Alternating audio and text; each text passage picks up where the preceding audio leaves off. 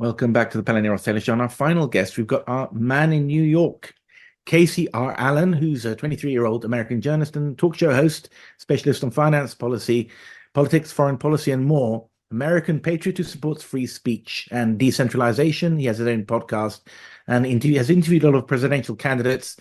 And as a man in New York, he has been following the case against Trump. Kacee, welcome to the show. Is Trump really going to jail? Well, thanks for having me back, first of all. And this is a very interesting time because, like we talked about the previous time, Donald Trump was going through the trials and tribulations of his many New York cases. And now it's starting to come to an end. Just the other day, Judge Merchan in his New York hush money trial has literally said Donald Trump has been issued a gag order in which he is not able to communicate. He is not able to talk about his public trial, in which he's been charged up to $9,000 in the past week. So these judges are not allowing President Trump to essentially just communicate the message about his trial. And when they issue a gag order in America, to us, that's a violation of the First Amendment. You're essentially saying that you cannot talk about what's going on. Your free speech is essentially gone at that point. And that's what President Trump has been facing. Is he trying to create a situation where turning himself into kind of martyr for free speech on this? Or do you think he's going to comply now when he's been threatened? I mean, is this jail threat a real one, or is it just talked up by, well, either side, maybe even the Trump side? Well, regardless, there's going to be a big media story. Like, it's going to be a big talk no matter what throughout this entire process. But I will say, yes, Judge Merchan has said, President Trump, if you want to keep talking, if you want to continue to violate your gag order, well, you're going to face jail time. He's been very ambiguous as to what that means. It could be like a 30-day sentence. It could be, another mugshot and he's out immediately. But I don't think this is going to make Trump bow down. He's not going to comply to these deep state bureaucrats and the establishment, just like he did before, because he's got the funding, he's got the backing, and there's arguably been no other presidential candidate who's got the support that President Trump has right now. What sort of thing he's been saying about the trial and about the jurors and about the judge and about Michael Cohen that offending the deep state, if you like, that caused this gag order? Yeah, so this is something that I actually will be somewhat critical of President Trump and his previous picks of his former administration. Figures like Michael Cohen, John Bolton, these establishment or the swamp that surrounded him, these were his picks of his administration. And it definitely seems like these were poor picks because Michael Cohen's, he's dealing with his separate deal cases right now. He's most likely going to go to jail. And he's also against President Trump here. So his entire administration in which he hired has literally gone against him. You saw his vice president, Mike Pence, ran against him. You see John Bolton go on CNN every week and bash him. Mike Pompeo is, playing both sides, and now he wants to be back with President Trump for this time. So it's very political. It's a very corrupt process. And like I said, President Trump didn't help himself out by selecting those people, and they certainly aren't helping him out today. Well, I mean, just to play devil's advocate, because I favor Trump. I mean, I hope maybe he'll bring peace to Europe and Ukraine. But I mean, he's either two things. He's either, his critics are either correct, or he chooses exceptionally bad and disloyal people who don't follow his foreign policy, sabotage his policy. And that guy, Michael Cohen, I just have one eye on this case. There's so much I have to follow, but he seems to be gone bananas. I mean, he's tweeting, podcasting. He's obsessed with his former client. What's going on? Who is this guy, Michael Cohen, anyway? Tell a European audience. Yeah, so that's actually the part of the trial I haven't been able to do too much looking into, but I do know Michael Cohen. He's a former lawyer, was a part of President Trump's previous administration in 2016. There were many instances of him being caught lying within emails. So, I mean, he was obviously doing very corrupt things. He's currently going through the proceedings now, just like Trump is in his own case. But yeah, I can definitely say Michael Cohen is, from what it looks like, he's not playing the right cards here. I don't think that he's doing things ethically, and he is someone who is going to face the trials and tribulations like he should. I mean, that's a different story with President Trump. But for anyone listening in the European audience, yes, Michael Cohen is not someone who is going to be with the free thinkers. He is a deep state, corrupted establishment hack. I mean, yeah, that's pretty much who he is. I mean, I really hope Trump chooses better people next time, don't you think? I mean, do you think he's learned his lesson? I mean, he must have. He couldn't possibly choose wrong people to work with. Any indication, speak on that topic, who the vice president might be, vice presidential candidate? Yeah, so that's interesting because he's been very strange about that the whole time. He said that the vice president pick is actually not that big of an issue when it comes to the actual election, according to him. But he said that he's narrowed it down to, I believe, 5 names now. That includes Tulsi Gabbard. Kristi Noem was on there until she was previously removed. Vivek Mm, Ramaswamy, who was a former candidate. I believe there is Carrie Lake is still on that list. Huckabee Sanders, she is the governor of Arkansas. I've also heard I've heard lists from CNN, I've heard lists from Fox, Trump himself, and there's different names that come out. So it's not confirmed, but there's like a hat of probably 5 or 6 names or so that you could definitely say this is probably going to be his pick. I would say it would probably benefit him to go to a more of a female pick here, because he actually didn't do very well with female voters in the previous election. So I think hmm appealing to the female audience and the conservative female audience would probably be his best benefit. Although, in my hmm personal preference, I think the best fit and qualified vice president for President Trump's administration and any conservative administration right now is Vivek Ramaswamy. He's very young. He's young. He's 38 years old. He has fresh legs and very very like-minded with the conservative and the newly conservative minds that mm are the America mm first, the populists, and that really want to protect our mm country. So I think if mm President Trump is thinking strategically here and wanting to mm actually, reach everyone and get things done, I think Vivek's the answer. But I think if he really wants to try to get reach to a plethora of audience and maybe mm fix his female audience or whatever the case is with mm that, he may go with a Kristi Noem, or he may go with a Carrie Lake, or he may surprise somebody and go with like a Sarah Huckabee Sanders. So it's very mm open, and as President Trump says, he does not think this is a very big deal, and I think mm he actually has made his decision months before, and he's kind mm. of just riding it out. So I would expect an announcement to come probably near August, maybe a bit before, some point this summer. I would expect an announcement of that VP. Didn't that Christine Nomi, didn't she shoot her puppies or something? I mean, that reached across the Atlantic, even that story, just a little trivial detail, or maybe not a trivial one because it says a lot about her personality. Why did she shoot those puppies? And do you think that lost her some support? That was terrible. That was like Dylan Mulvaney and Bud Light. It was, I mean, there was no reason behind her publishing this article. To my understanding, there was a book that she wrote, and this was recently published, where she talks about murdering her own dog because she viciously hated it, and there were issues with it. And the best way to solve the problem in her minds was to make the hardest decision and to put down the poor animal. I don't sympathize with that at all. I don't understand that way of thinking. And I also don't understand how that's going to actually help you in a political race, especially if you're trying to be a vice president. President Trump Mm, immediately responded to that and took her off the list and said, again, it is possible she could be the vice president, but it is very, very slim at this point. I think if you look at the Vegas VP odds, she was like third or fourth, and now she's like mm, 11th or 12th. So and just after that was released too, like you said, that got to pretty much everywhere on the world. That was just a crazy story that an actual governor of in mm, America said that, and it really mm, speaks to her personality and questions a lot of people. So yeah, that's mm, very strange and caught everyone by surprise, to be honest. mm. We're going to talk about the Columbia protests in a moment, but just to go back a little bit more to this Stormy Daniels case.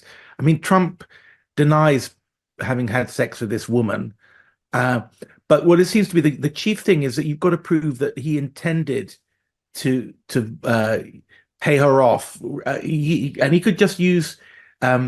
He says, I'm reading here from a guy called Peter Van Buren. You have to intend to violate campaign finance laws. It's not just a matter of making a mistake or even acting like a sleaze. Everyone knows he's a sleaze.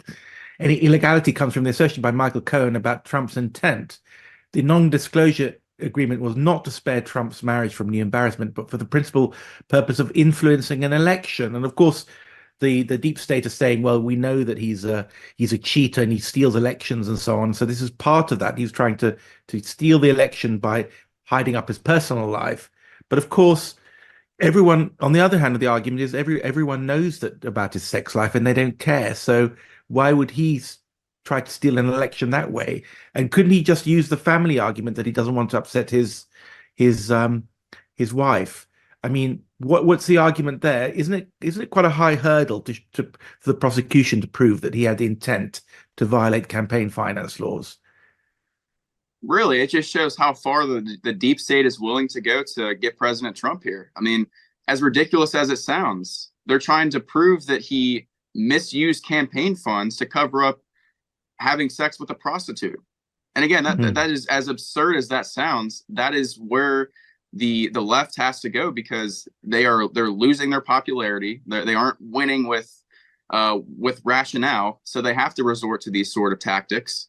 And as sad as it is to say, they are not following the Constitution, and they don't care about the Constitution. So how can you prove that the money came from campaign funds and not from his considerable private wealth anyway?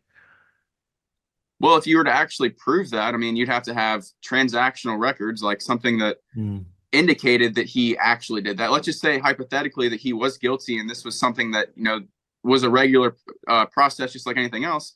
Yeah, they would say, okay, well, what was the transacting between him and Stormy Daniels? What was the time? I mean, these are things that you would think if they had the records, they could easily figure this out right away. I don't understand to me, it's just like they're trying to dig so much that they actually this is the way to prolong this, because they can't find any evidence. That's just my take on this.